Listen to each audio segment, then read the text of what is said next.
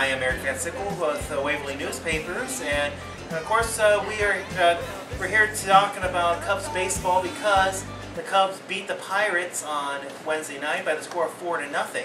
Now with me I have a couple of fellow Cubs fans, and of course we have to have a little equal time with the Cardinal fans. So going from my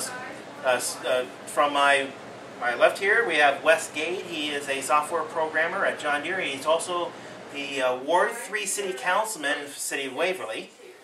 Klunder is here too. He is the Waverly Shell Rock baseball coach. He also is a transitional teacher at with the district. Works on the Brentwood campus with the alternative high school. Yeah. All right. And we have sports editor Tyler Poslosky, and he is the token Cardinal fan here. So let's first of all talk about Wednesday night's game. Cubs 4, Pirates nothing. Jake Arrieta, 11 strikeouts and a complete game shutout. Four hits, unfortunately 2 hit batters. So Casey, what do you want to talk first about? What your thoughts on that game were? Yeah, I mean, for me the game was just awesome. It couldn't have started off any better with Fowler getting a hit and then stealing second, Kyle Schwarber driving in with the double, or actually it was a single, but couldn't start off any better. And it's like once you got that first run, you felt that the game was almost over because Arrieta hasn't given up a run in 16, 18 innings. Actually it was 31 consecutive scoreless innings for Arrieta. So I mean, once that happened, it was great, and then once Kyle hit that bomb into the river, it was just awesome. And then Jake, to me, Jake didn't really quite have his best stuff. I mean, he was off, he was wild. It was not the best I've seen him in a long time. Yet he still only gave up 4 hits and had 11 strikeouts and a shutout. So it's pretty awesome. But and what do you think, Casey? Yeah, second half of the season, Jake Arrieta has been the best pitcher in the game. Yeah. And you knew scoring early, like you said, Wes. Scoring early was going to be the key. Getting a few early, then Schwarber hits a home run, Fowler hits a home run. 4 runs is going to be enough for Jake Arrieta to win most ball games.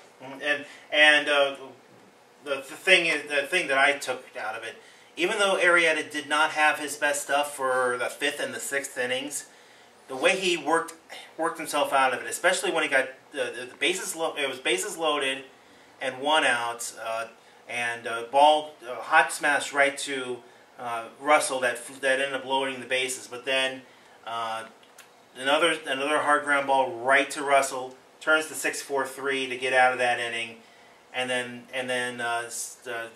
another twin killing in there too. But in those 5th and 6th innings, he hits a batter in the hand on a high pitch. He hits a batter in the shoulder area. I started getting a little worried because if Arrieta is not on, he's usually on, but a lot of times when you see a Cubs pitcher lose their stuff, it's usually game over the other way. But when he got those double plays, get out of those innings, I breathed a sigh of relief. And then when he wore that pitch on his butt, yeah, and the bench is cleared, and they'll say, man, it's on now. And I was talking, and of course, then I was talking to my dad about what was going on. He was having a little health issue before he had to leave. But as I was talking to him, Arrieta stole second base. How weird is that? A pitcher who just got plunked decides that he's going to add a little insult to that, add insult to insults with stealing second. And that's just who he is, though. You look at him and he looks calm, but inside he's a fiery guy, and you can tell that when he get hit by the pitch. I mean, and you don't want to mess. He's not a guy I would mess with. I mean, just say it that way. And he stole second, and then they put the camera on him, and you can see that the pitcher at the time turned around and looked at him, and he just said, "Let's go." Like he was like, it's on. Let's go. You don't often see that from the National League pitcher. Yeah, you're exactly right. With the steal second, I'm not sure Joe Madden would have wanted that, put your pitcher in harm's way, but obviously Arrieta felt like he could take it. So. And you got to think that maybe Joe may have giving him the go-ahead, just to maybe rub a little salt in the wound there. I would guess Arrieta won on his own. I don't know if you want your big money ace going to the playoffs, running around the bases. But when the bench is cleared, Sean Rodriguez, who started at first base, but he was pulled for a pinch hitter when they fell behind 4-zip. He comes out and he looks like he wants to get at Arrieta for basically throwing those 2 HBPs and then talking at his pitcher. He was shown throwing a punch and then eventually got ejected from that game. But before he was officially ejected, he was shown on camera turning the Gatorade bucket into a punching bag, like a heavy bag, and of course you guys have all probably seen those memes. And there was and somebody created a Twitter handle at Pirates Gatorade Cooler, and it got about 3,500 follows. So looking at the outside perspective, what did you see out of that, Tyler? First of all, I think, if I'm not mistaken, the Gatorade bucket won. I knew it was going to be a close game. Arrieta the guy is the best pitcher in baseball right now. He did look like he was kind of playing with fire there. The Pirates have been a really explosive lineup. Pedro Alvarez is a Cardinals killer. He's been a Cardinals killer his whole career. Guys up and down McCutcheon, all those guys. And then what really stuck out to me was how Arrieta was able to get those double play balls. That was huge. And really, watching this team play, nothing really gets in their way. They don't back down from anything. And that's credit Joe Madden, Theo Epstein in the front office. I've been telling people for the last couple of years now, as soon as Theo got there, I was like, well, watch out for the Cubs. Give them a few years, and they will be good for a very long time. And that's how it's going to be. But what really was frustrating was seeing that in 2 or 3 weeks, 2 of the top 3 teams in baseball will be eliminated. Definitely, yes. And that's really, what do you do there? Do you make it a best out of 3? If you do that, you're pushing into November, playing baseball. The team in the divisional series, you're going to be sitting for another few days. And then you hear Major League Baseball just come to terms saying that, hey, this is the reason why you need to win the division. The commissioner said that before the AL game on ESPN. Just the hard part is, watching at least one of the 2, one team or the top 3 in all of baseball go down. But, the Cubs, they had it, that young offense. Those are just kids out there, and they're just having fun. It's fun to see, even if you're not a fan of the team. Yeah, and of course, you mentioned the youth. Chris Bryant, definitely going to be the Rookie of the Year. He led the league, he led the league amongst rookies in RBI and home runs, like second in hits, and also led in another statistical category. I can't figure that right off the top of my head, but he's of course a lot of the early season stuff revolved around him because he didn't break Mesa with the Major League club. They sent him to Des Moines. Really didn't even send him. They didn't even get to Des Moines.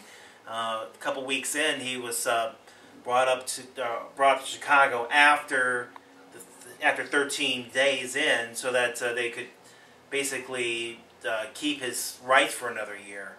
But that's another story. But then Addison Russell, he's been great, especially when Joe moved him from second base to shortstop and moved first bench Starlin Castro and then moved him to second base. And also, they mentioned Kyle Schwarber. He started the season Double-A Tennessee. He came up during a couple of the AL games at AL Parks as a DH. Yep. And he ends up staying with the team as a left fielder and catcher. And during that early point of Schwarber's time up here, he became a verb. You've got Schwarbered. Talking about those talk about those bombs, and that yesterday in Wednesday's game, MLB Statcast estimated Schwarber's home run at nearly 450 feet. And that practically got in the Allegheny Arena. I was just wondering, which will make it to St. Louis first? The Cubs as a team, or that baseball going down the Allegheny and Ohio rivers? Well, going back to the youth there, I think we expected to see Chris Bryant this year after the contractual thing early in the season. I think we expected to see some of the young arms and things like that. They've been thrown out of the bullpen. I don't think we expected to see Schwarber as early as we did, and him being as effective as he's been, especially late in the season. He comes up a catcher. I watched him play last year at Iowa. He's went to college at Indiana. So he's only 2 years removed, a year and a half removed from college. He played college baseball in 2014. So I don't think we expected him to burst on the scene quite like this, and I'm not sure we expected to see Addison Russell this early too. Yeah. You also have Jorge Soler, which is actually one of their better bats when he's healthy, and he didn't even play last night. I mean, that's another big bat that they have. Might see him in right field against some of the lefties that St. Louis would be throwing out. So, but so you got Soler. Like mentioned, those big three. Javi Baez. He hadn't been. He'd been like broken through late last year. This year, not so much because he had some injuries down in AAA, but he got healthy by the time of the September call-ups, and he performed pretty well during the month of September. And a lot of these other guys that you mentioned, these guys are the hashtag we are good as they go. But last winter, as I'm covering the Bremer County Board of Supervisors, one of the supervisors, Dewey Hildebrand, is a Cardinal fan, but he always chides me a little bit about the Cubs. But he was saying during the winter, or last fall into the winter, before Madden, Joe Madden left the Rays. He was saying that the Cubs would be much improved coming into this season. He said maybe could be a contender this year or next. I told him, well, I think maybe they've got another year or two to gel, to mature. And then Joe Madden decides he wants to leave the Tampa Bay Rays and to do other things. Then all of a sudden, Theo and Fred, who the other guy with him? Jed Hoyer, yeah. Theo and Hoyer, they go after him, sign him, bring him in. Cubby Bear press conference. Hey, everybody want a shot and a beer? But he brought this attitude, this loose attitude that helped these kids.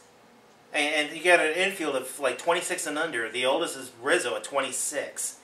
But you have all these kids playing high-level baseball.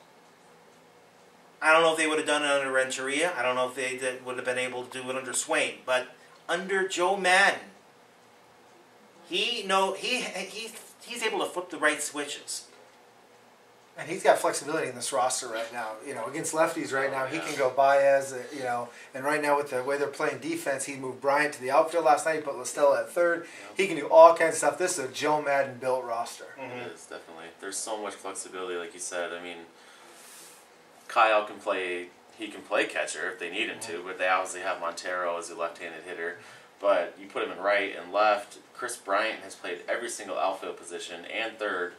He's a very good third baseman. And he even had an inning or two at first base. Yeah, so I mean that's insane too. He's gonna walk away with Rookie of the Year regardless, but to have a rookie come up and play 4 or 5 positions is pretty insane. And then you mentioned Baez can play second, short, third. It just goes on and on with the flexibility that he has, and I liked what he did last night. I mean, he put Listella in as an extra left-handed bat. He didn't really do much as a hitter, but it didn't hurt. You know, you might as well maximize what you can do out of that, and he does that every game. He's switching guys around, and those players all love it, and it's what keeps them loose. And it's one thing that I've always, as the years gone on, and they keep getting better, and the winning streaks kept getting longer. You know, the second half of the year and stuff. It's just you start. You know, the kids are believing it, but yet there's no pressure on them. You can really tell they're having fun. And so, you know, it's kind of like this, once they got in, they could pull, you know, like what the Giants did last year and go all the way. And there's no pressure on them this year. Now, the next couple years, like you said, everyone always thought, well, they're going to be good next year for sure, and then the next 4 or 5 years after that. I mean, the pressure is going to start building as the years go on, because if they don't win, because then it's going to be, okay, you guys have been good now for a while, but this year it's all brand new and it's fresh, and they're just playing and doing really good. You mentioned the fun. Last night's celebration did not look like a play-in game wild card celebration. Yeah, that was a Game 7 celebration. Yeah. And that just shows the atmosphere in the clubhouse right now is fantastic. Yep.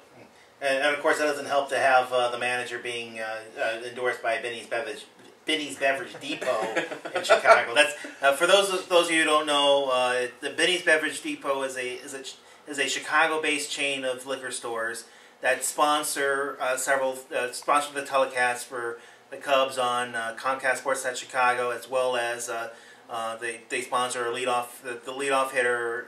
They give money to charity if the leadoff hitter gets on base. And they are also considered to be the official champagne provider for the team.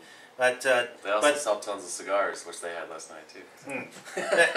And you're a cigar aficionado. Did you light up a couple last night? I had one pre and post, but I saved a special one for the post game. So yes, there you go. Perfect. Yeah, of course, I'm not a smoker, so I wouldn't have. But anyways, so getting back to what was the thoughts of in the preseason. I thought that this team could be close to 500. I did not see a 97-win season. I did not see the third best record in baseball.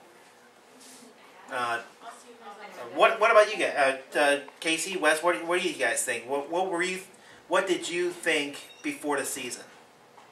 Yeah, I me and my brothers and my cousin, we talk all the time about Cubs and everything sports, but we were all pretty much the same. I mean, everyone knew we were going to be better. Everyone knew Chris Bryant was going to be good. I mean, he just hit 60 home runs or something in the minors. I mean, so you knew he was going to be good.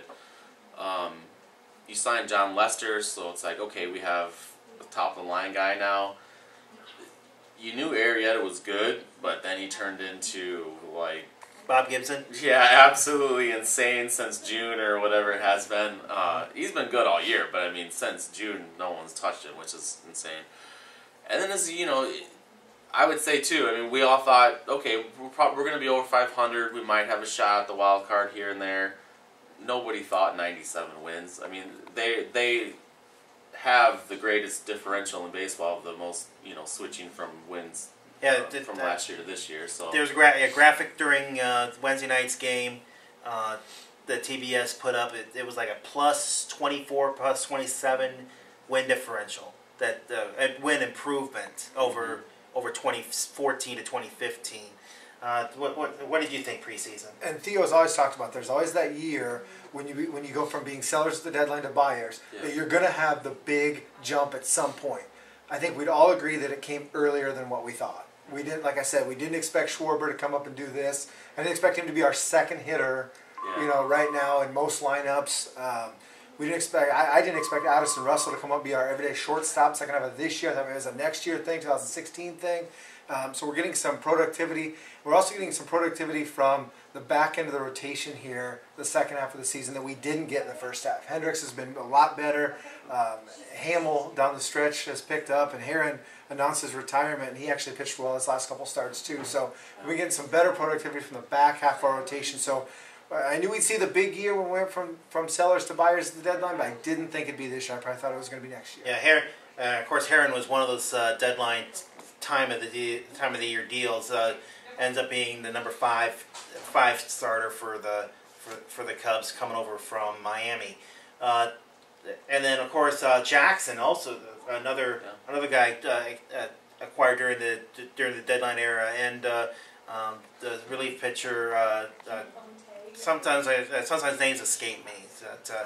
I can't think of his name. Yeah, the big guy. Yeah, big. Throws hard. Yeah. Anyways, another reliever come over from the Mariners. Yep. Which they all helped. I mean, Jackson had a couple outstanding games down the stretch. Yeah, he was Fernando Rodney.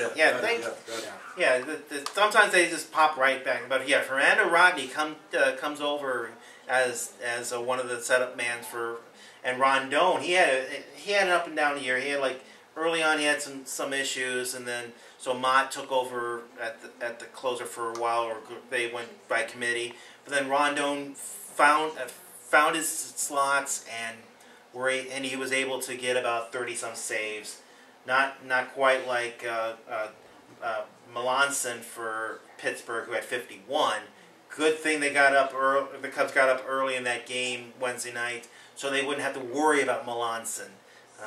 It was 51 and 52 for the Pirates on the season, but they get up. The Cubs get up early. They stay up, and they don't have to worry about the Pirates' back end. So, they get 97 wins, 97-65. They the game behind the Pirates for the top wild card. They almost caught them. If the Reds could have just won one more game, come on, Cincinnati. They could have just won one more game. They would have had the tiebreaker to host the wild card game, and they only have 3 games behind Tyler's Cardinals for the division. What were you? Were you ever worried that the Cubs could catch you guys? I mean, yeah, I guess a little bit, but the way that Mike Matheny manages the Cardinals, they just went out there and they struggled for a little bit there. I think they had a little bit of struggle in late August, September.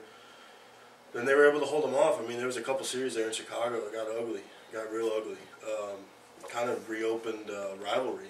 Because before, I think all of you can agree, the rivalry was more of a fun rivalry instead of a heated rivalry. I think now everyone's going to see, starting tomorrow night, that this is actually a legit rivalry between 2 really good teams.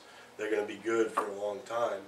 But, I didn't expect the Cubs, like you guys did, to be this good this early, especially in the toughest division in baseball, with such a young lineup. And one of the things that I guess would be a question mark is with all this youth on the big stage in October baseball, because it's a different animal, almost in every sport. I mean, the state tournament, it's different. It's different. How that plays out, I have no idea. But you know what? Even if they don't go all the way, you got to be sitting there thinking 97 wins this year. My goodness, I don't think anybody expected that. No matter if you're a fan of the team or not. I think some of those acquisitions are going to help in the postseason. David Ross, John Lester, guys that have been through it before, will help on the field, but they'll also help off. Yeah. And now, of course, we mentioned that the National League Division Series, one of them, which would be the 1-4 matchup in the seedings, St. Louis against Chicago. It starts Friday. Leicester will go against who's the Cardinals throwing out? John Lackey. Lackey. The cool thing about this is they both pitched in 2013. They won the World Series of the Boston Red Sox. So, both guys are workhorses. I wouldn't be surprised if it's a 1-0 game. And Adam Wainwright's back, but he's coming out of the bullpen. And Carlos Martinez is done for the year. So. The Cubs have a good rotation. The Cardinals, they scratch and claw. I mean, that's who they don't have. I guess Martinez was their number 2, and he was a kid that a lot of the times let his emotions get the best of him. He was very animated at times. But you know what? Yeah, game 1, and you couldn't picture a better starting 2. That'll be on at 5:45 p.m. Central Time on TBS, and then game 2 will be Saturday. Cubs will be sending out Kyle Hendricks and St. Louis. Jaime Garcia. So Garcia has really turned his career around. I mean, that guy, was hurt for 3 years. and he signed this huge contract. And there was a lot of talk: do we trade the guy? Do we cut him? But we were, you know, the Cardinals were on the hook for so much money in this contract. They finally gave it a shot, and you know, it's turned out to work pretty well. And then Game 3, we'll have Arrieta back on the mound for the Cubs. That'll be in Chicago, and St. Louis will be thrown out. I believe it is going to be Lance Lynn. Okay. Or Now, actually, it's either Walker or Lynn. And that game will be Monday in Chicago. Now, and behind the camera, we have our editor, Nelia Dimitrova, taking a picture of the four of us. So, anyways, so what do we think about this series? I'm expecting this going to be. If we thought that the Pittsburgh game, especially with the benches clearing in the 7th inning after Arrieta got hit, we might see a few more. In fact, I think Steve Levy from ESPN tweeted that the first fight of the hockey season, because the hockey season started on Wednesday as well. First fight of the hockey season came during a baseball game. That's true. St. Louis did have an 11-8 edge on the Cubs in the regular season this year, but the Cubs took 4 of the last 6. 2 or 3 in Chicago, 2 or 3 in St. Louis, or vice versa. But it's going to be a good series. What do you think the keys will be, Wes? Yeah, the keys. You know, first of all, I thought it was crazy. I didn't even know this, but I guess it's the first time the Cubs and Cardinals have ever met and played in the postseason. Yeah, so for how, I mean, they've been, obviously the Cardinals are in the playoffs more than the Cubs, but to have it be the first time. Before they added this second wild card. Yeah. It used to be you win your division, you can't play a divisional opponent in the divisional series. Mm-hmm. So the only time they would have been able to meet would have been in the championship Yep. series. Now, bets are off. Yeah, it's a lot different play. I mean, there used to be only 4 divisions Right. and 4 teams, Right. so a lot of things have changed in baseball in the last 20 years. But And the Cubs and the Cardinals have always been in either the same league or same division. Yep. I mean, That's also pre-divisional. true, Pre-divisional, they just go up against each other in the National League.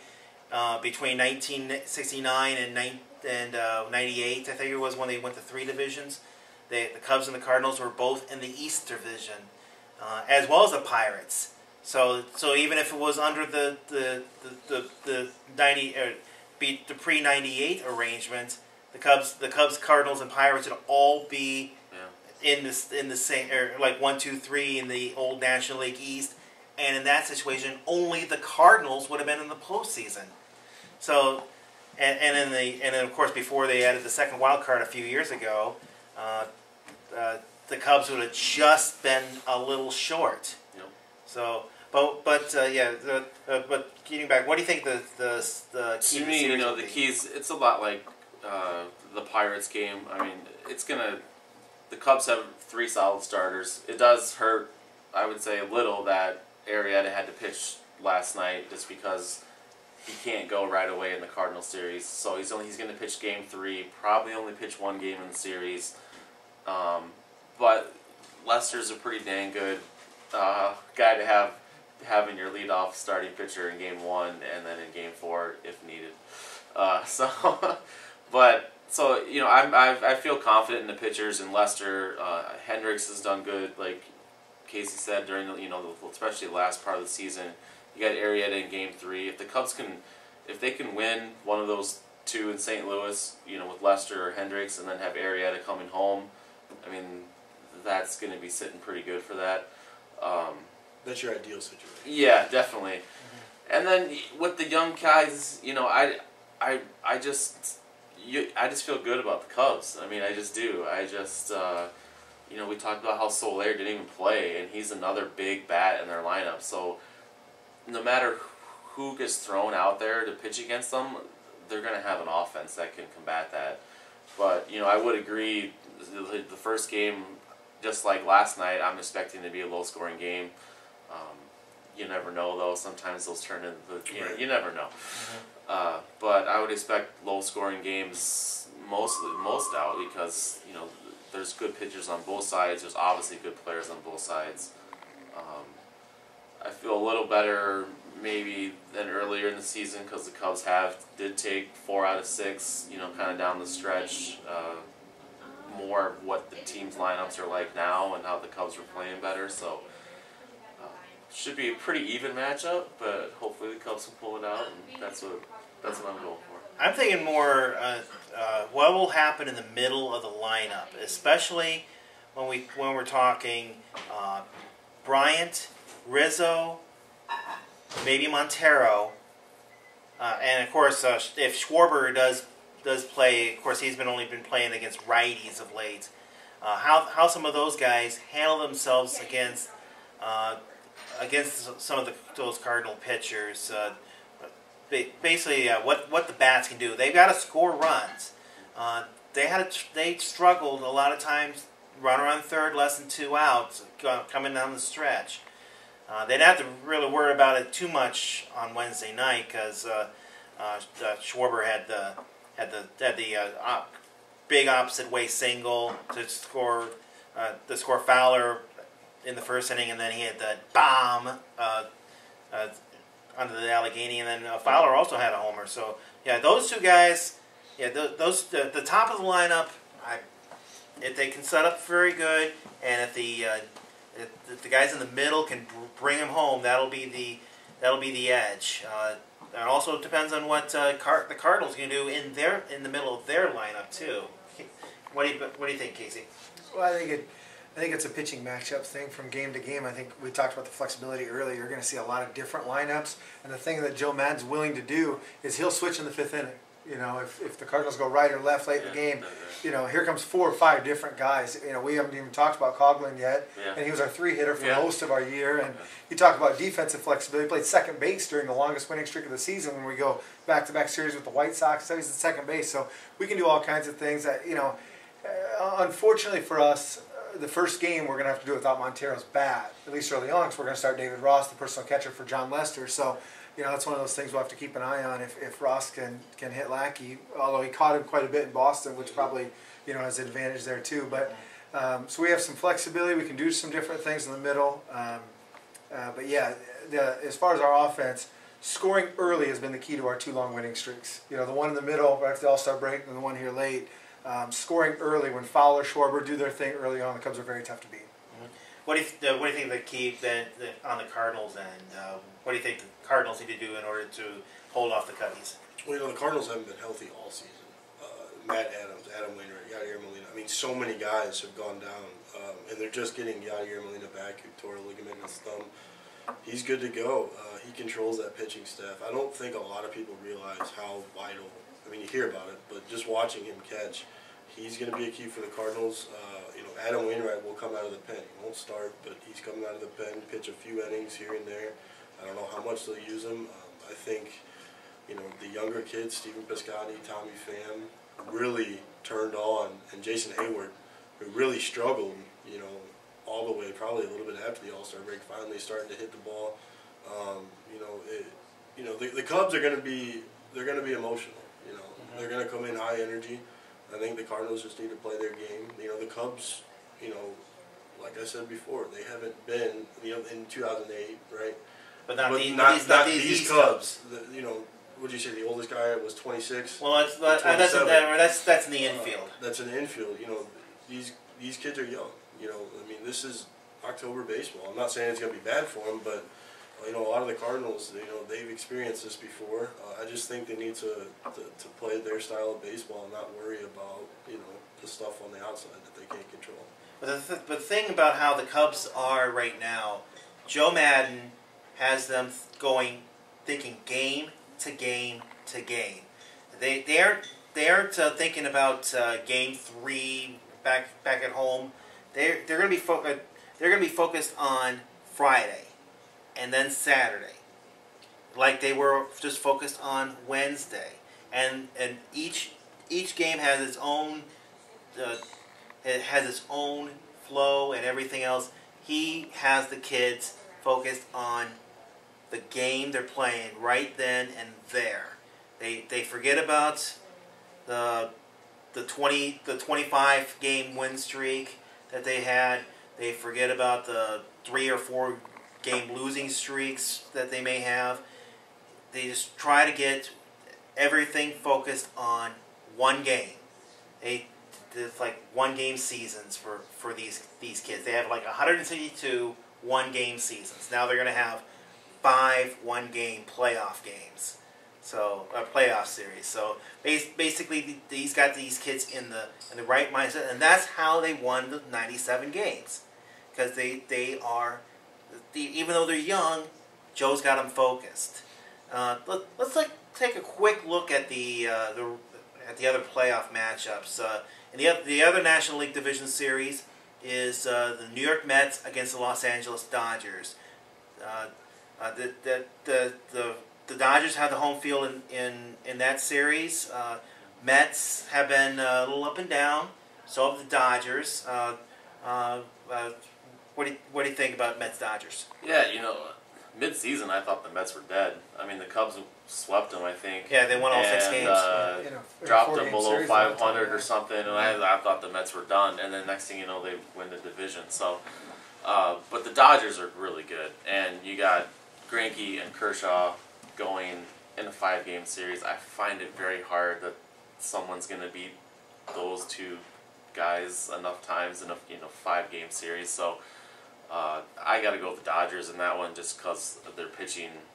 Those two guys alone, the top 2 of the top 3 best pitchers in the National League are on the same team and going to start back to back. So that's hard to beat. So you say Dodgers and?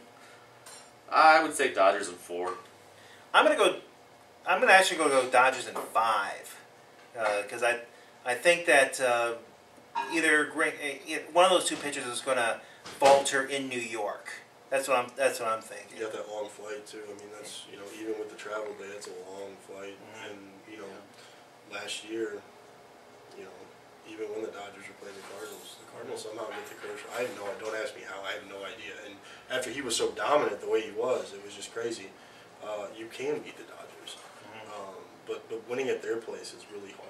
And I think winning in New York is going to be equally as hard. But remember, Arrieta hit the Dodgers in Dodger Stadium back on August the 30th. What do you think, the Dodgers Mets? Yeah, you got to figure Kershaw's going to turn around his postseason woes from the last couple of years. I mean, law of averages are going to get him back to where he is in the regular season. Obviously, the postseason is a small sample size. So I got Kershaw coming back. Greinke's been dominant here this season, and so I'd have the Dodgers in 4. And how many games do you have? I'll take the Dodgers in 5. I just think it's going to be too hard to win in New York. But then again, we'll see. I think it's going to be another good series. All right, so 4-5, but all Dodgers. And of course we're going to us 3 are going to say Cubs. How many? That's a tough one. If it goes 5, I won't be able to sleep, and I'll probably lose a lot more hair.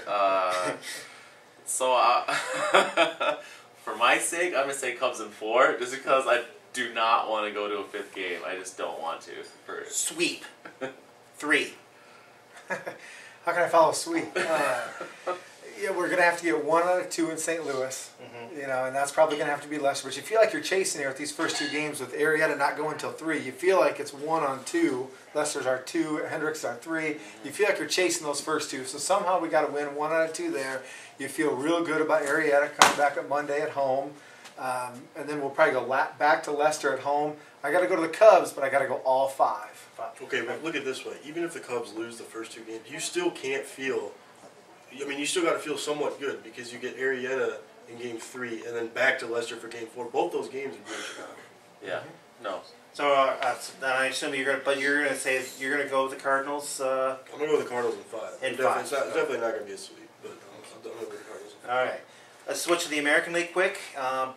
The Division Series in the American League, we have the Texas Rangers going to play against the Toronto Blue Jays, and the American League wild card winner, the Houston Astros. And whoever thought that the Houston Astros would be in the American League for one? Yeah. And the Astros were like the Cubs were recently. They were very low. Huge the Astros beat the Yankees on Tuesday night's AL wild card, and they'll be facing the West champion Kansas City Royals. And of course, the Royals had that big run last year until they got to Game 7 of the World Series. The Giants beat them in Kauffman Stadium. So What do you see about those two American League series? I think they're both really interesting. You know, I like Texas. Not a huge fan of the Blue Jays, but you know, the Blue Jays kind of came out of nowhere in the middle of the year too. I mean, Texas has been hanging around, and they had to win that last game to win by one game to win their division. You know, the Yankees led the East for the longest time, and then all of a sudden the Blue Jays just caught fire and blew past them, and the Yankees could never catch up. It'll be really interesting. I personally want Texas to win that. I just do, just because I don't really care about Canadian baseball teams. Well, there's only one. There's only one. We're down now. to one. So I just think it'd be cool for baseball to have Texas in it. You know, the Rangers, it's a big state, and they have a lot of fans too. The other series I think is also interesting because the Astros have been playing really good, and Kansas City was on fire earlier in the year and have slipped a little. You know, like the Cubs actually ended up with a better record than Kansas City, and for the longest time Kansas City was always ahead of them. So Kansas City's kind of slid back a little, but they were really good last year and they're really good again this year. So that series is another. That one's going to be close, and I really don't know. I'll go with Kansas City just because they won the division, and I think they're going to want to do what they did last year and move on. So. Yeah, I'm thinking Kansas City's going to going to have the same fire they had last year, except they come in as a division winner rather than as the wild card winner. Yeah, I think it's going to be Kansas City in 3 over Houston. Of course, I'm going to have to go opposite way on the Toronto-Texas series. Toronto, like I said, has caught on fire, but there's one reason why they caught on fire. Tulowitzki, when he got traded from the Rockies to the Blue Jays, that was the key. Of course, he had some injuries late, but I'm going with the Blue Jays in that series. I think I think the Blue Jays will be taking that in 4. So I'm at my ALDS will be Kansas City, Toronto. I watch as much American League baseball as I do Charles City and New Hampton. I'd probably rather watch Charles City and New Hampton than American League ball. But the Astros have done it the right way. They did it like the Cubs did it. They've got a bunch of the sabermetricians and things, and they've had great drafts. And like you said, Kansas City's on the downslide right now. So I got the Astros in that one. I really like the Blue Jays. I like the power that they hit with. You mentioned Tulo, Donaldson in the middle of that lineup. Yeah. They've got some pop in there. They've got some veteran people. They signed Russell Barton this offseason. So they've got some veteran people that have been in the playoffs before. I like the Blue Jays. And what do you think about the AL? I like the Astros. You know, Jeff Luhnow is the former director of player personnel, I believe, for the Cardinals back in the day, before Mazalok, took over. I like the Astros. I got to go with the manager that was born in Waverly, so I'll take them. I'm not sure how many games they'll win, but I like that club. Just like the Cubs, they led that division virtually the entire way. If not, might have had a couple hiccups again. Didn't get to watch them much. Obviously, I watched the game the other night. But I like Toronto as well. I think Tulowitzki, that addition, I think, they really just caught fire. So I like Toronto and I like Houston. All right, let's start with you on who you think wins the AL pennant. Ooh, put me on the spot. I don't know. I'll go with Houston. I think like in the National League, we talked about the Cubs being a year early. I think the Astros are probably 1 year too early. I'll go with the Blue Jays. I'm going with the Blue Jays too. What do you think about the AL pennant? I think the Blue Jays will win it, but I would like to see Texas. As a fan, and for just people in general, I mean, TV ratings too. I mean, people are going to want someone other than the Blue Jays in there. But the Blue Jays have been one of the best teams in the second half of the entire Major League, so it's hard not to pick them. Do you think the Cubs can get past the Dodgers? For us three, do you think the Cubs can get past the Dodgers to win the National League pennant for the first time since 1945? Yeah, to me, that no offense to any Cardinals fans out there, because I know everyone will hate this or whatever, but I think a Cubs-Dodgers series is going to be harder than the Cubs-Cardinals, just because of the pitching, because they have Kershaw and Greinke.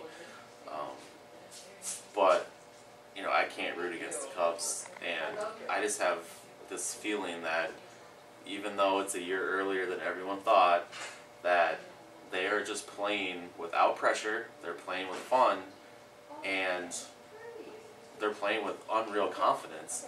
I mean, Jake Arrieta tweeted at some guy before the game last night, and they're reminding everyone to wear black for Pittsburgh, and he actually tweeted, "You can wear whatever you want, but it's not going to matter."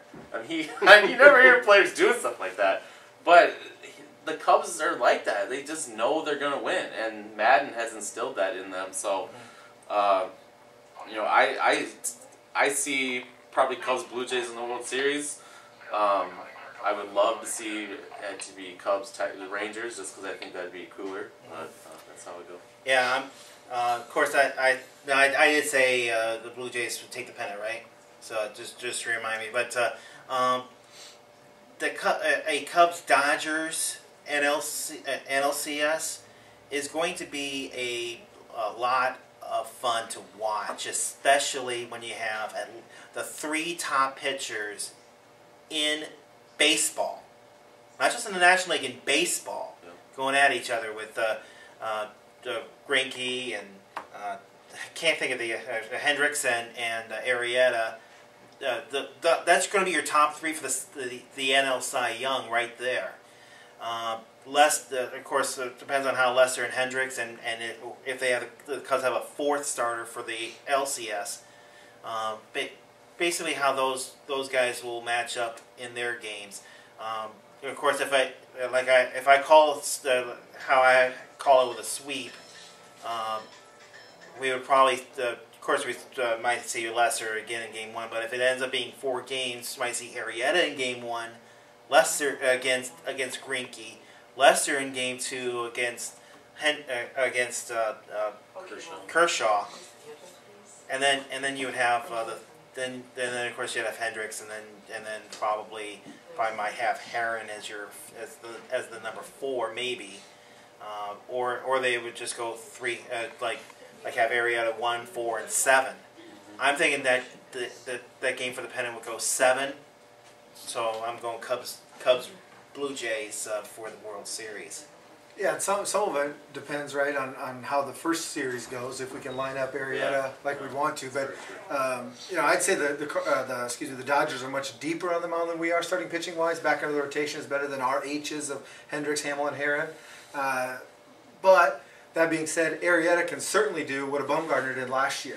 He can take over a series if you can get him 2 or 3 times. So you know, I'll go with the hometown bias here and go Chicago. Do I need to say?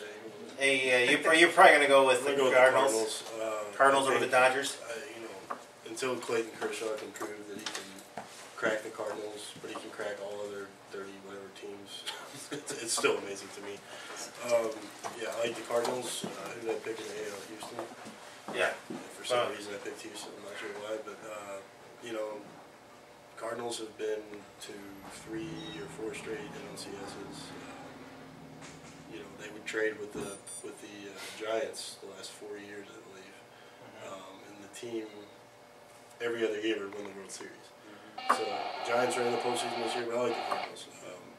You know, I think they got the right mix of veterans and young guys to do it.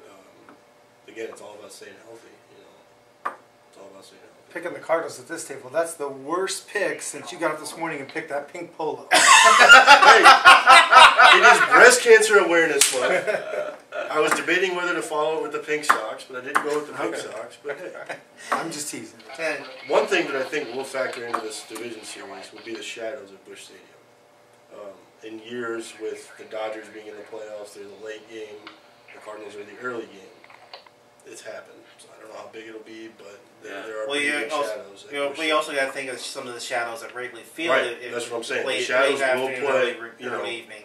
They will be a factor, and you know, I think a lot of people have complained about that within each organization that's played each other. Not just the Cardinals, but man, especially with the early games because they're a smaller market than say Los Angeles or New York. So that'd be something else to watch. I think that was one good thing though, that having for us as TV schedule to have the Cubs and Cardinals, we're never going to be that noon game or that 2:30 game where I was thinking like, man, if you're a fan of one of those teams, are you going to take the afternoon off work? Like, what are you going to do? Right. But so the Cubs and Cardinals are usually probably going to be the primetime, games. Obviously on the weekends you can play whenever you want, but during the work week, we hopefully shouldn't have to worry about trying to figure out a way to watch it during work. So well, it'd be more like dinner time starts. Yeah, right. All right, so now of course we at least the three of us grew up with the Back to the Future series. In the beginning of near the beginning of Back to the Future 2, Marty McFly, played by Michael J. Fox, went to this year, the year 2015 from 1985. Of course, they experienced the flying cars and the hoverboard, but there was also a holographic billboard that showed a sports update, and the first thing it showed was Cubs win World Series. Of course, it's not going to be an accurate prediction because they said that they would beat Miami, and the Miami Marlins are also in the National League. But a lot of Cub fans in the spring were like talking about how this is the year because Hollywood said so. So, do you think will that prediction come true? I am leaning towards maybe.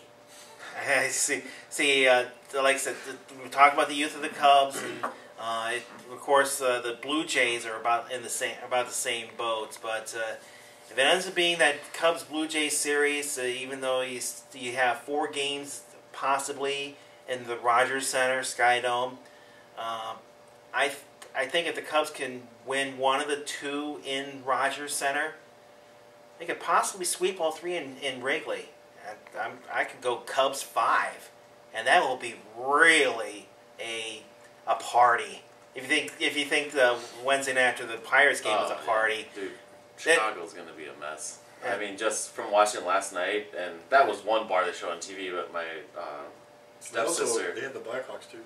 Yeah, I know they did. Yeah, with the banner raising. Blackhawks game. Yeah, so they have all that going on, but my stepsister was in a different bar, and she sent a Snapchat video after they won, and the place was just bonkers. I mean, that was the first game. I mean, the longer this goes, and if they keep winning, Chicago will go ballistic, and as will many fans across the nation. As there's a lot of Cubs fans out there just because they were always on WGN, and everybody who had cable had WGN, and so you watch the Braves or the Cardinals because or the Mets. Yes. Yeah, the Mets were on early cable TV and WOR. Yeah, so I mean you had those teams that were always on, and so there's a lot of Cubs fans throughout the country just because they grew up, in the early days of cable.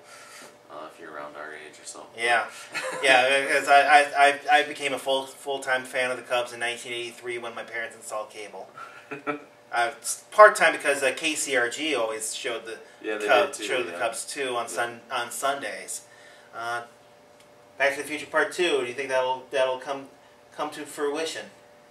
That we don't have hoverboards. But actually, I don't know how many things in that, they did get Miami right. The Miami's a team. It wasn't obviously at that time, but they did get that right. So it's wrong league. We don't lace up our shoes with a button. Like they're actually Nike is developing. Are they coming up with that? Okay. So I don't know how many things. Pepsi Complete is coming out on the 21st. Okay, so you're saying more and more things are coming out from the movie, so we have to go with the Cubs. Mm-hmm. Okay, so I'd say 2015 has been a good year for us, championship-wise at Waverly Shark. Maybe the Cubs can continue it. In 2015, we'll get a couple rings. All right. So now, of course, you probably don't think that'll come true. But what do you think? Thinking outside of being a Cardinal, what's the percentage chance realistically that the Back to the Future prediction comes true? Percentage-wise, this year. This year. Give me putting me on the spot here. I think this team is very young and inexperienced.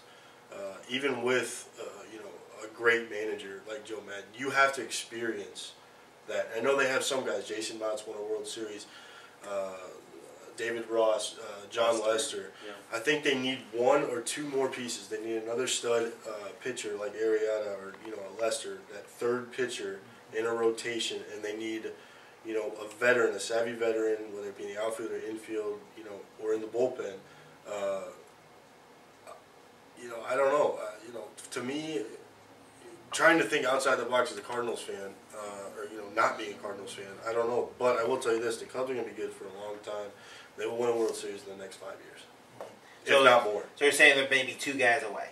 Yeah, I think they're 1 or 2 big pieces away, and I'm talking like big impact players. If you could clone John Lester or Arrieta, that's how and imagine how dangerous they would be. And you have to think about the things that you can't control. Injuries. Did the Cubs go through a stretch where they experienced a lot of injuries, major injuries? I mean, Soler was hurt for a while, but that's really about it. Yeah, and it's like how often Baez. you hear about that. Baez was injured most of the season, but he was still in AAA at the time. But I think this team will grow as a unit. I mean, they're all so young, and it's just fun to watch these kids. Going out, taking them guys from AA. But they're going to be fun to watch for a long time, and this division's only going to get better. Yeah, you think about our lack of a number 3, a true number 3 pitcher, and if Edwin Jackson would have panned out like we had all hoped. Mm-hmm. Right now you'd have Jackson as your number 3, actually number 2 in the series. You come back there, you feel much better about that. You talk about another guy with postseason experience. If he'd have panned out, things might be a little different for us heading into the playoffs. So, of course, you mentioned getting a stud pitcher. Do you think they go after David Price? I don't know. They definitely have the salary. They did it before. When Theo first got, they had to get rid of all of the, just the bad, and start fresh. And he's on the right track. David Price is a guy that they could go after. You got other guys out there too. It'll be interesting winter, no matter what happens. But I think they will add. They were big spenders last year with Lester and Arrieta. And I talked to you guys before. But can you imagine Arrieta this good? You knew he was good, but he pitched like this. One thing that I would will be interesting to see. I know he hasn't allowed a run and whatever. But when he does, and that will he snowball? When he gets down 2 or 3 runs and he's still on the mound, how will he react? Yeah, he hasn't faced that since Right. April. actually, his last loss was end of July when Cole Hamels threw that no-hitter for the Phillies before he got traded to the Rangers. So basically, yeah, we got a whole lot of baseball still to come in October. So just stay tuned, and hopefully, at least for 3/4 of this table, the Cubs can win it all. But no matter what, the future does look bright for the boys in blue. For Wes Gade, Casey Klunder, and Tyler Poslosky, I'm Eric VanSickle. We're all talking about this on WaverlyNewspapers.com. There's magic in the ivy in the old scoreboard. The same when I stared at as a kid keeping score. In a world full of greed, I could never want more.